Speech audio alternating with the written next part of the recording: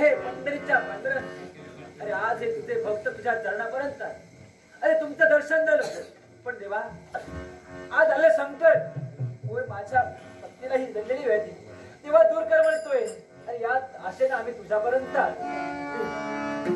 आम्ही केलेली भक्ती तुझ्या चरणापर्यंत नाही करेल, आम्ही केलेल्या भक्तीची फलश्रुती आम्हाला हीच दिलीस का?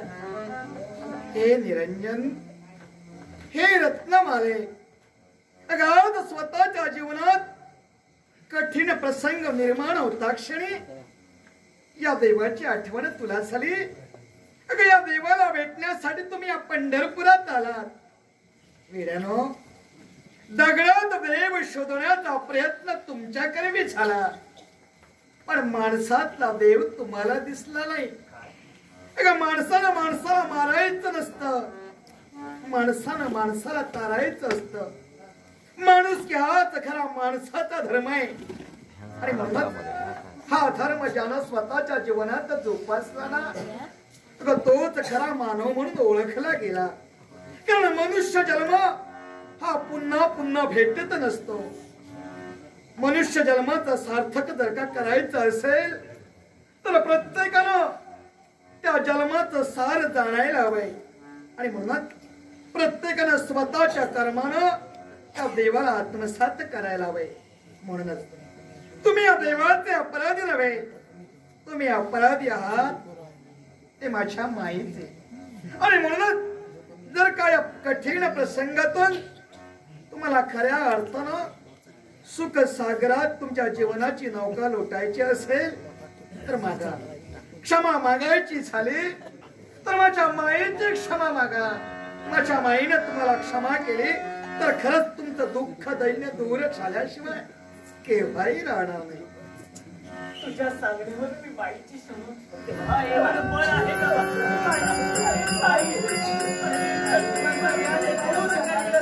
व्याधी दूर करी आम्हाला क्षमा.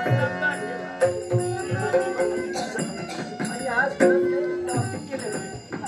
तुला बरंच काही मी बोललो, पण या तुझ्या भावड्याला क्षमा कर आणि माझ्या बायकोला कळत नाही. असा वागला नसता तर कदाचित देवाचं मला कळलं नसतं. मी नाही तुला दोष करतो, पण यापुढे हे कनिष्ठ देणे देवाला पांडुरंग हरी जय पांडुरंग हरी, पांडुरंग हरी जय पांडुरंग हरी, पांडुरंग हरी जय पांडुरंग, पांडुरंग हरी जय पांडुरंग, पांडुरंग हरी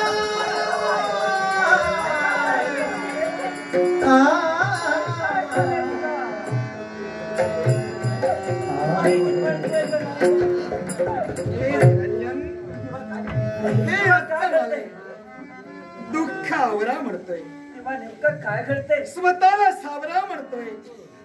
वेड्यानो, अरे या जगात घेण्यासारखं काय असेल तर ते ज्ञान होय, देण्यासारखं काय असेल तर ते दान होय, आणि सोडण्यासारखं काय असेल तर अहंकार होय. आणि म्हणून आजच्या क्षणापासून जो अहंकार तुमच्या अंतर्यामी वावरत होता तो अहंकार कायमचा सोडा.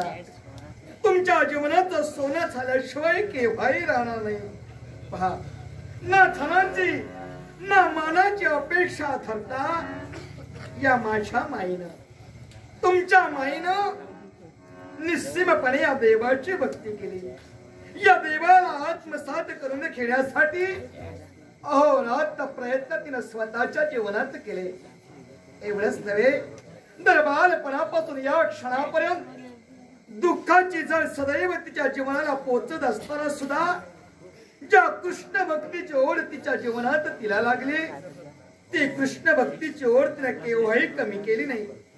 ज्या गोपाल कृष्णानं याच देवानं माहेराणावर जावं, गाई गुरांचं संगोपन करावं, होय त्या गाई वासरांना माया ममतेनं आपुलकीनं जवळ करावं आणि तिथं बसून साऱ्या गोप गोपिकांसमवेत खऱ्या अर्थानं आनंदाचा क्षण जगावा, असं ज्या देवाचं जीवन ज्या माळरानावर व्यतीत झालं ज्या वेणू वासरांच्या सहाय्यानं ज्यानं स्वतःच बालपण रम्य केलं, त्याच गाई वासरांसोबत ही माझी माई स्वतःच दुःख विसरू लागली. स्वतःच दुःखाचा विसर तिला पडला गेला. त्या देव भक्तीत रममाण होता होता भूत दया म्हणजे काय या भक्तीनं तिला शिकविलं. आणि म्हणूनच आज खऱ्या अर्थानं जिला तुम्ही माई माई म्हणून ओळखलं ती पहा, ज्या देवाला स्वतःच्या भक्ती तत्वानं आत्मसात करते झाली ती आता माही राहिली नाही. होय, ती आता माही राहिली नाही. तर या देवासाठी या क्षणापासून याच्या पुढं प्रत्येकासाठी ती संत गोमाई, संत गोमाई, संत गोमाई झाली. देवापाशी नाही हो वशिला, देवापाशी नाही हो वशिला, देवा भावाचा मुलगा, देवा भावाचा मुलगा, देवा भावाचा मुलगा.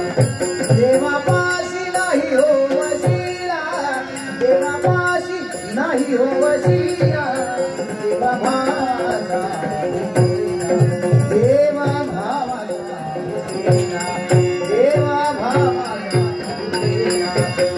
दान देना देवा तुझा निसर्ग भावा तुझा काही नावाई हेती मारी सर्व जोडी हेती मारी मुक्ती धन संपदा संत संग देई सदा, संत संग देई सदा. म्हणे गर्भवासी सुखे